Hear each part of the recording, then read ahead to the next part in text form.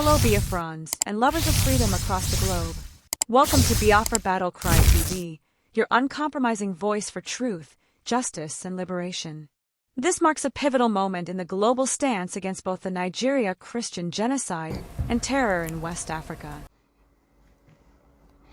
Had Nigerians gotten together to say they want to be part of this useless contraption, that's entirely their business. I'm a Democrat, I've subscribed to it.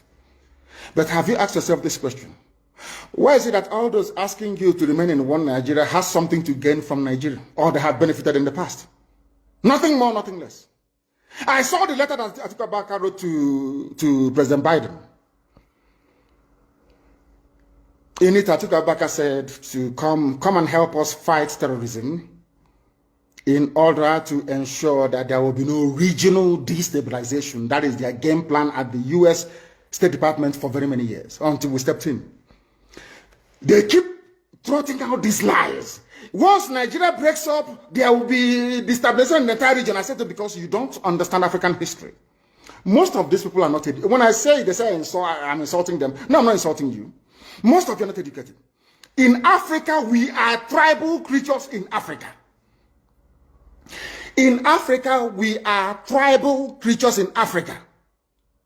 We always go back to our village where we were born, where our umbilical cord, our long, where it was buried.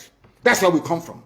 That is why every Christmas, Easter, New Year festival, or August meeting, you see us migrating back to where we come from. And I keep saying these things to Africans, they don't understand it. They don't understand it.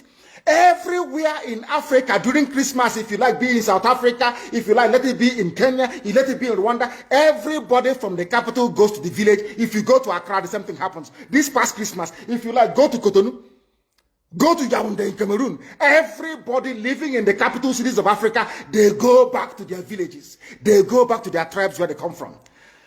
Do they do that in the Western world? During Christmas, these people migrating from, oh, I come from Florida, I'm going to Florida. No, you don't. Because people come from where they are born. We come from where our ancestors were born. That is the difference between black people in Africa and those from Europe and other parts of the world. We come from, so if you ask somebody, where do you come from? He or she will mention their village. That is what makes us Africans. Very, very unique. If you destroy that, you're finished as a people. In Africa, we are tribal. First and foremost, we belong to our tribe where we come from. That is why our people need to appreciate this. Very, very critical. That Africa is restructured to recognize where people come from. All these artificial creations by Europeans, Nigeria, this and that, all that rubbish. That is why you can never ever make any progress for the next 6 billion years. You can never ever make any progress in the zoo. Why is it, if we are not tribal, why would a whole presidency come out, Fulani presidency come out and say, we are defending Fulani headsmen? A presidency of the whole of Nigeria, so to speak.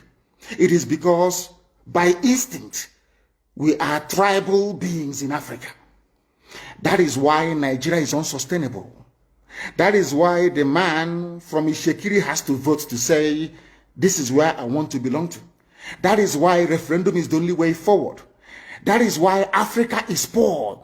Africans must recognize that this is who we are. You cannot live in Lagos if you're an Igbo man. During Christmas, you start traveling to Sokoto. It's impossible. You must go to Igbo land. You must. That's where you come from. And if they ask you, oh, but you were born in Lagos, you will say, no, that's where my parents come from. They ask your parents will say, that's where my parents come from.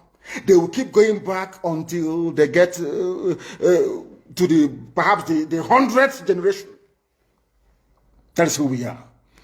And nobody can change it. We are not born on the streets. Some people were born along Ijora or Kota Highway in Lagos. Maybe they are from Urobo. You ask them, where are you from? They say, I'm from Urobo. But I was born in, but this is where I come from.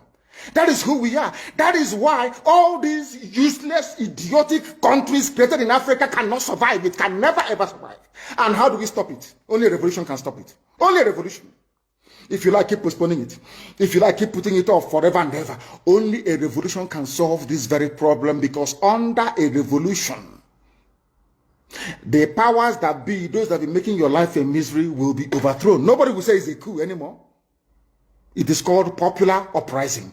Don't let anybody deceive you. Don't let anybody deceive you. And that is why today some soldiers are listening and they are resigning from the army.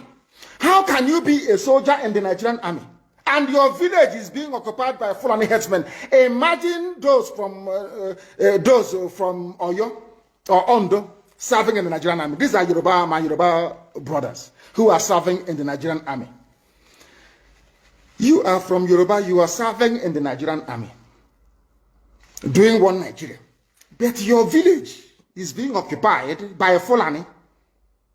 The same people you are serving, or you claim you are serving, your village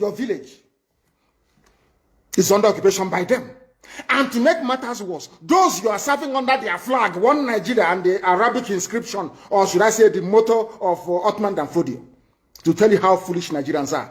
You don't know that the Nigerian emblem, the army emblem of Nigeria, is the motto of Ottoman Danfodio that he used to conquer Hausa people. You don't know that it is there. That's what they're using. You're fighting under the banner of your conquerors. Maybe in Sambisa forest. And now they are sending their advanced strike force into your village. And you're doing one Nigeria. I'm a Nigerian soldier. I'm a Nigerian army. That is why I commend the 127 soldiers that have resigned so far from the army. If you don't do these things I'm asking you to do, you will, when the time comes, as I'm telling them now, remember 2015, remember 2014, remember 2013, I told you all these things. I told you what was going to happen, and now they have all happened before your eyes. You've seen it. I'm warning you now. If you're serving in the Nigerian army, and you think you're loyal to Buratai, you think I'm serving my Nigeria is not a fatherland or motherland to anybody. Nigeria is not a motherland or fatherland to anybody. Nigeria is purely a British creation. A British creation. Because if Nigeria was to be a nation or country, there is no way those that call themselves the presidency Asoro can come out to support illegality in Ondo State. Because they know they are doing it for them. Why do you think they want to avenge and revenge for Sir Ahmadu Bello? Why? They knew that Ahmadu Bello and his people, so to speak, were fighting for them. They understood that. At the time, the Hausa people thought that the Fulani was fighting for them, but today it's very clear. I asked you a simple question when I began. Are you hearing Hausa Fulani anymore?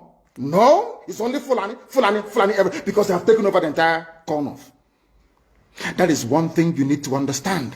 People must begin to appreciate this. If you are in the Nigerian army and you're serving the Nigerian army, you are only paving the way for the conquest of your village, the rape of your daughters, and the abduction of your mothers. I'm telling you this.